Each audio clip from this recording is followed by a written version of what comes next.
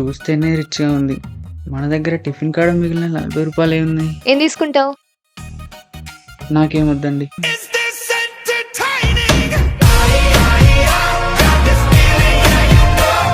ఇంతకీ మీ పేరేంటి సీనియర్? గంగవ్వ. గంగవ్వనా?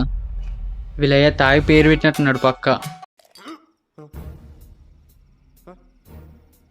ఇప్పటి వరకు నా పేరు కూడా తెలీదా?